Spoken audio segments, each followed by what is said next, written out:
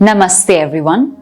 In today's video, we're going to focus on Muni Patanjali's Yoga Sutra 4.15. Now in this particular Yoga Sutra, Muni Patanjali is helping us to understand why certain objects or things or people are perceived differently by each one of us. What is it within us that makes our perception so different from one another, and why is this important for a yoga sadhak to understand on the path of yoga? So let's take a good look at the sutra, start breaking it up word by word and understanding it even better.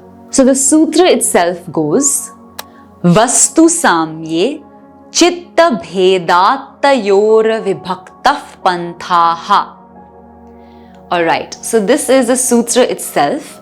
Now let's start breaking it up word by word to understand it a little bit better. The first word here is vastu, and vastu refers to a thing or a substance. The second word is samya, and samya means sameness or oneness. The third word is chitta bheda, which is a compound word. Bheda means differentness, and chitta is indicating the consciousness or the chitta, as we've been discussing throughout the Yoga Sutras. So chitta bheda. And then the next word is tayo, of the two. Okay, so it's talking about the previous words, of the two. And then the next word here is vibhaktaha, which means separate.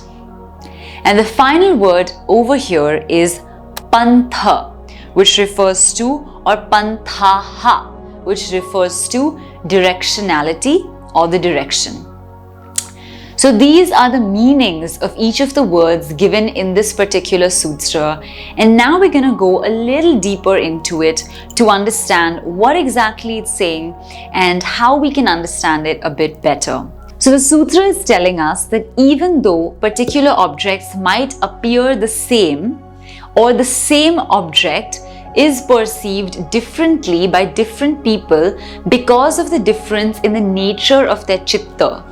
Now, as we've studied in the Sankhya theory, the chitta depends on the proportion of sattva, rajas and tamas guna, and therefore, depending on the proportionality of those chittas, one can understand how deep does this actually go, and what is the natural nature of that chitta depending on the proportion of these three gunas. So once we know that, then we're able to kind of get a judgment of what that chitta's nature or essence is like. So based on how your chitta is, you will perceive according to that. And therefore, even the same object can have multiple perceptions by multiple different people. Now, let's go even deeper into the sutra and understand how this is an essential understanding for a yoga sadhak so that he or she can move forward on this path. So this sutra seems to be quite an important one because at the time that the Yoga Sutras were written, which is assumed to be 2 or 3 centuries after the rise of Buddha, it is considered that at the time a lot of Buddhist schools and ideas were very popular among the general population, and those were the ideas that were getting a lot of prominence. So this sutra kind of seems to be countering some of those ideas and conceptions. Because what is explained in some of the Buddhistic schools of thought is that everything of creation is not real because everything is conceived by the mind.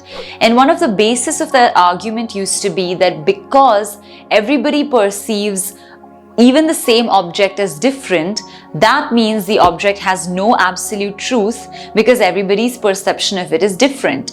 If, according to that theory, if it was really absolutely present, everybody's perception of it would have been the same.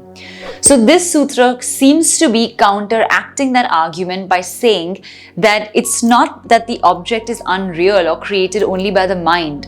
That object exists, it has an absolute reality, it is very much present.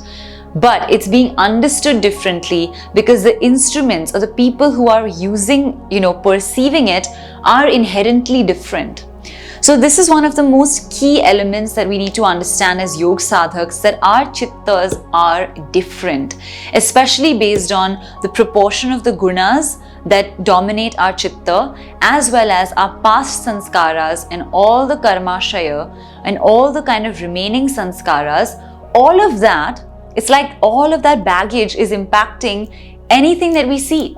So any person, object, thing that we encounter is being viewed through the lens of our chitta, which clearly has its own choice of dominance between sattva, rajas and tamas, along with our own unique karma sanskaras, which are so unique, they're like our fingerprints. Each one of us has a different set. And so, of course, our perception of a particular object, even if it's the same object and two of us are looking at it, we're going to perceive it differently, because look at how our instruments are so different, so specific and so varied. So that's why there's a lot of subjectiveness in our understanding, and that's also why in the modern day it plays out as communication gaps and differences in communication and behavior. Because yes, there could be a very high chance that you're like someone or you're very similar to a particular person, and usually that's what happens, right? We get into relationships or we form friendships with people who are kind of similar or on the same wavelength as us, but at the same time, there still can be communication gaps, because no matter how similar we might be, we will still be different. And our whole apparatus that perceives the entire world is different. So that's why some of the sayings go that, having people in your life who have similar outlooks as you is a huge blessing, because that means at some level both your instruments of perception are functioning in a similar way. And that's helpful, because then moving forward, you are likely to be more in sync while you're perceiving things rather than being out of sync. So that's where communication, understanding one another, all of those things come in the modern world. But essentially what is being said is differences in understanding a particular object are there because of the difference in our perception instrument, the chitta itself.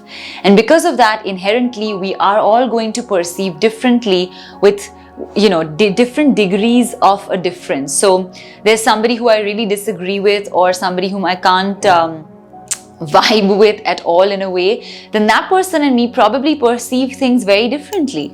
And if somebody else I really get along with, maybe our perception power is very similar. So that's essentially what this sutra is saying. Now the commentators have informed us that these few sutras, 4.14 to 4.17, seem to be sutras that are kind of put together to counter certain opinions or certain teachings of some Buddhistic schools which were very popular at the time.